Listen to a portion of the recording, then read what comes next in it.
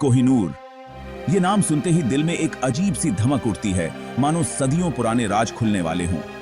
ये कहानी है उस हीरे की जो सदियों से बादशाहों का ताज रहा, जिसकी चमक ने दुनिया को मोहित कर लिया।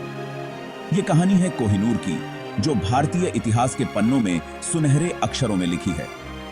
कोहिनूर जैसा हीरा दुनिया ने शायद ही देखा होगा।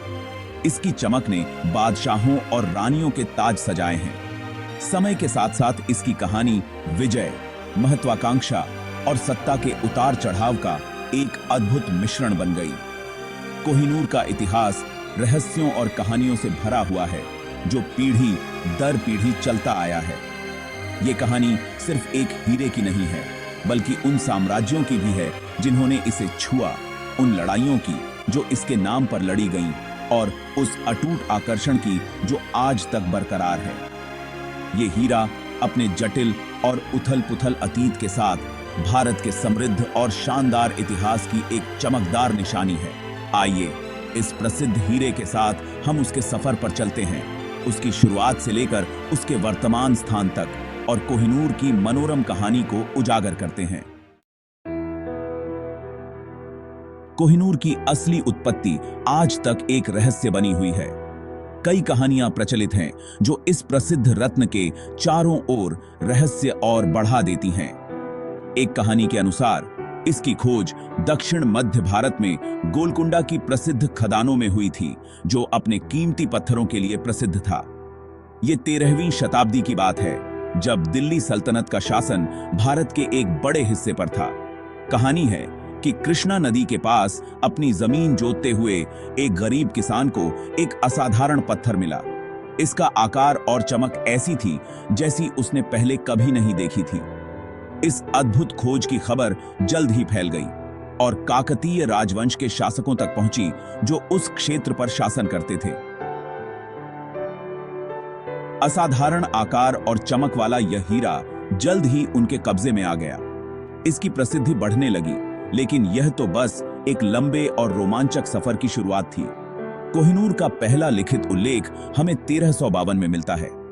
इसका उल्लेख दिल्ली सल्तनत के दरबारी कवि अमीर खुसरो के लेखों में मिलता है। यह शुरुआती संदर्भ दुनिया के सबसे पुराने और सबसे प्रसिद्ध हीरों में से एक के रूप में कोहिनूर के स्थान को मजबूत करते हैं।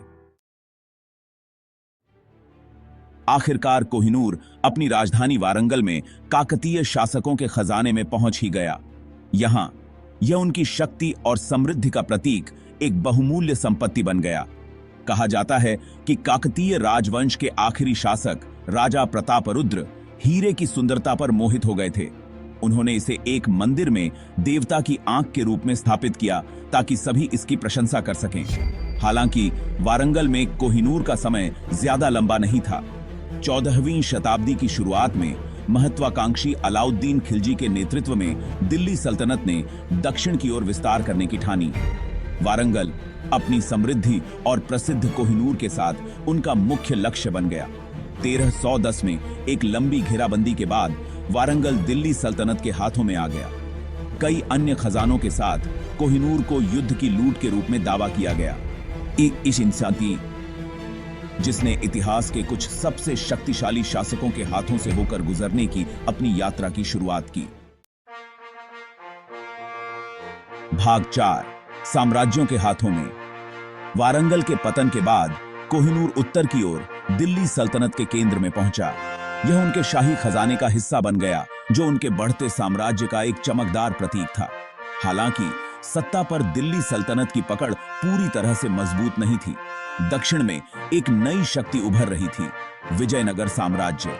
विजयनगर में अपनी राजधानी के साथ इस साम्राज्य ने सल्तनत के प्रभुत्व को चुनौती दी और जल्द ही दक्षिण भारत के एक बड़े हिस्से पर नियंत्रण कर लिया।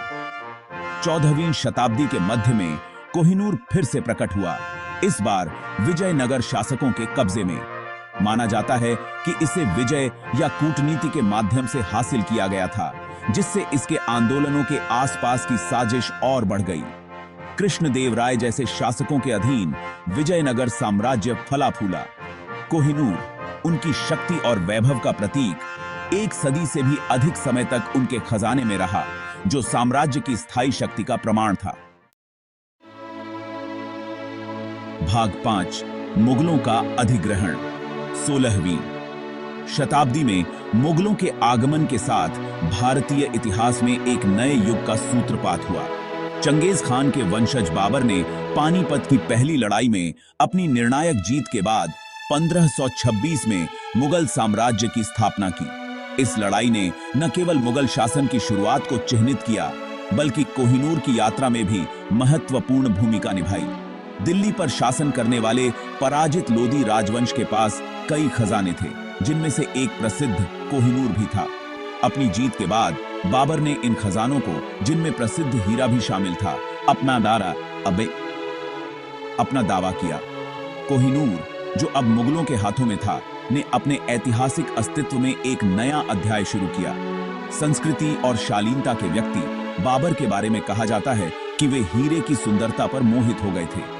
उन्होंने अपने संस्मरणों बाबरनामा में इसके इतिहास और महत्व का दस्तावेजीकरण किया, जो उस समय तक हीरे की यात्रा में बहुमूल्य अंतर्दृष्टि प्रदान करता है। इसने मुगल वंश के साथ कोहिनूर के जुड़ाव की शुरुआत की, एक ऐसी अवधि की जिसके दौरान यह गौरव और उथल पुथल दोनों के क्षणों का गवाह बनेगा।